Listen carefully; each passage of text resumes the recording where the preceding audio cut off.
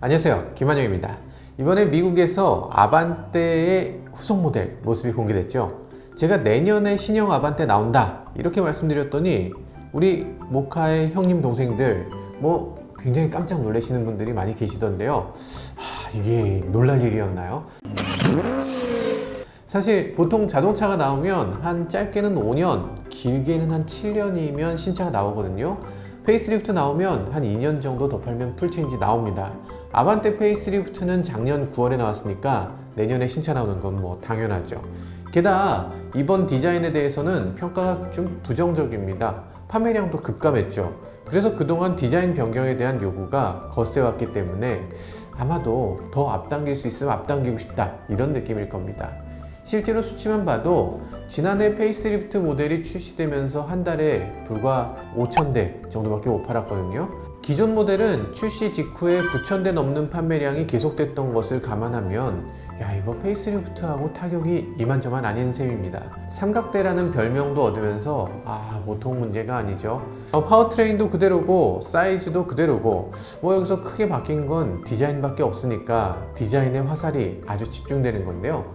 이 차를 디자인했던 걸로 알려졌던 유명 디자이너, 지금은 중국에 가서 디자인을 하고 있다고 합니다. 물론 디자인 영향이 없지는 않았을 거예요. 그렇지만 소형 세단 인기가 급속도로 하락하고 있는 거, 그리고 가격 인상 시기가 그렇게 좋지 않았던 거, 이런 것도 간과하면 안 될 텐데요. 시장 상황에 올바로 대처하지 못한 거, 이걸 너무 개인 책임으로 전가하고 있는 건 아닌가, 이런 생각도 들기도 합니다.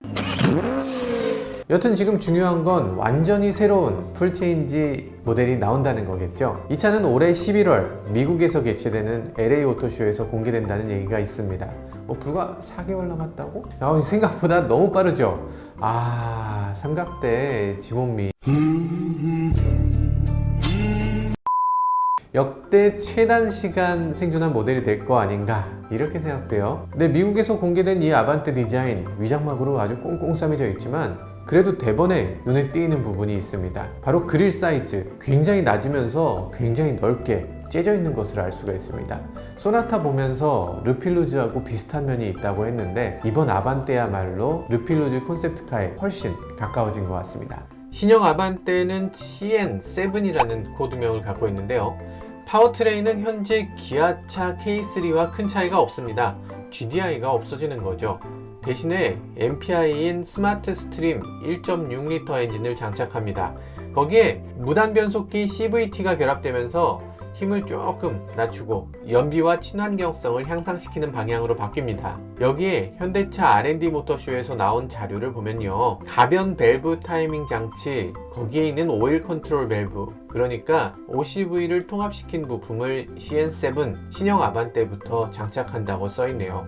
뭔가 조금 달라지긴 하는 것 같습니다. 아반떼는 디젤 엔진이 이번에 완전히 사라지고요, 하이브리드가 추가됩니다. 마침 이 스파이샷을 봐도 보닛 위로 주황색 전선같이 보이는 게 한 가닥 올라와 있는데 이게 어쩌면 하이브리드 관련 전선이 아닌가 싶기도 해요. 측면 디자인도 굉장히 독특합니다. 기존 아반떼 측면을 보면 차체 높이와 전장의 비율이 1대 3.5 정도 됐습니다. 그런데 이번 스파이샷을 보면 1대 3.66, 그러니까 더 길어지고 더 낮아졌다는 거죠. 만약에 전고가 이전과 그대로다 하고 가정하면 차체 길이는 기존의 4,570이었던 것이 4,780이나 됩니다.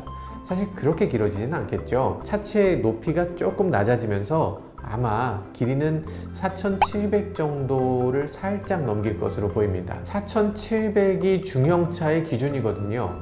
그래서 사실 4,700이 넘는 이상 아반떼는 사실상 준중형차라고 부를 수가 없고 이젠 중형차라고 불러야 될 것 같네요. 외관에서도 보면 전장이 눈에 띄게 길어진 반면에 휠베이스는 큰 차이가 없거든요. 요즘 차답지 않게 오버행이 오히려 늘어났다는 거죠. 한때 유행하던 푸조, 르노 삼성 같은 조스바 디자인 같아 보이기도 하는데 여튼 전보다 훨씬 존재감 넘치는 차가 될 것 같기는 합니다. 뒷좌석 문짝 뒤로는 검정색 가니쉬가 하나 있네요. 나중에는 여기가 어떤 식으로 꾸며질지 모르겠는데 지금은 굉장히 어색합니다. 헤드레스트가 전혀 보이지 않게 디자인된 것도 보면 뒷좌석이 기댔을 때 창밖이 좀 보이지 않을 것 같아요. 마치 베뉴에 앉았을 때처럼 말이죠.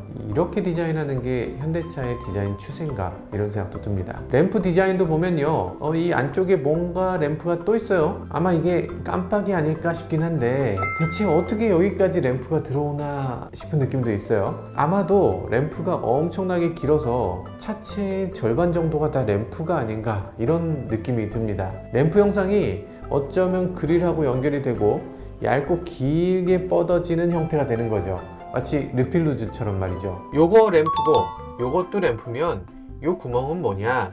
아, 그건 에어 커튼을 위한 구멍으로 보이네요. 번호판 위치에 그럼 저건 뭐냐? 아, 저건 레이더 아닐까요? 캘리포니아는 차체 앞에 번호판을 붙이지 않아도 되거든요. 그럼 번호판 자리는 도대체 어디에 붙여야 될까? 게다가 그릴 안쪽 형상도 굉장히 특이합니다. 일반적인 그릴이라면 말 그대로 그릴, 그러니까 뭐 불고기판처럼 생겨서 안에 뭐가 들어가지 못하게 생긴 거잖아요. 근데 이거는 그냥 이렇게 뻥뻥 뚫려 있어요. 이거 굉장히 특이합니다.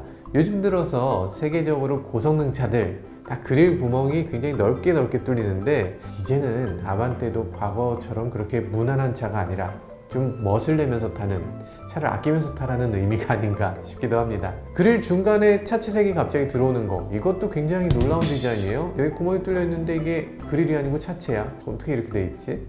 어쨌든 지금 전면 디자인은 지금 존재하는 어떤 차와도 다릅니다. 저는 도저히 상상이 안 돼서 상상하기를 포기해버렸습니다. 여러분들의 생각은 어떠세요?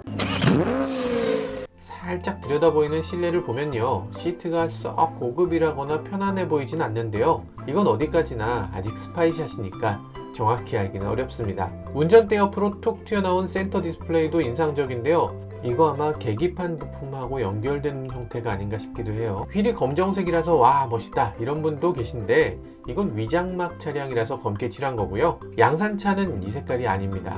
휠 크기는 굉장히 커서 당당해 보입니다. 이번에 18인치 정도는 돼 보이는 것 같고요, 디자인도 굉장히 멋지긴 한데 아쉽게도 이번에도 방향성이 있는 휠이에요. 왼쪽에서 볼 때 그리고 오른쪽에서 볼 때 휠의 방향이 반대가 되거든요. 그래서 좀 어색하다는 의견이 있는데, 현대차는 왜 모든 차에 방향성 있는 휠을 고집하는지 모르겠어요. 네, 현대차가 미국에서 판매량이 감소하니까 디자인을 아주 파격적으로 변화시키고 차체 크기도 엄청나게 키우는 특단의 조치를 취한 것으로 보입니다. 뭐 따지고 보면 기존 아반떼 가격에 소나타 크기의 차를 주고 소나타 가격에 그랜저 크기의 차를 주는 거, 이게 단기적으로는 좋은 전략일 수 있을 것 같습니다. 하지만 장기적인 전략이다 이렇게 하기에는 조금 부족하죠. 물론 디자인 변화도 굉장히 중요한 일이겠지만 브랜드가 추구하는 지향점, 그런 것들을 조금 더 날카롭고 분명하게 정할 필요가 있어 보입니다. 기존의 현대차는 싸고 무난한 차라는 이미지가 강했는데 그것만으로는 좀 부족하죠. 사실 미국 소비자들을 보면 이 차는 토요타에서 산다, 이 차는 혼다에서 산다 이렇게 말하는 경우가 많이 있는데, 이런 미국인들에게 바로 이 점 때문에 현대자동차를 사야만 한다는 그런 이유가 필요한 때라는 생각이 듭니다. 지금까지 모카 김한용이었습니다. 감사합니다. 잠깐! 여기서 끝난 거 아니고요, 구독과 좋아요 꼭 눌러주세요.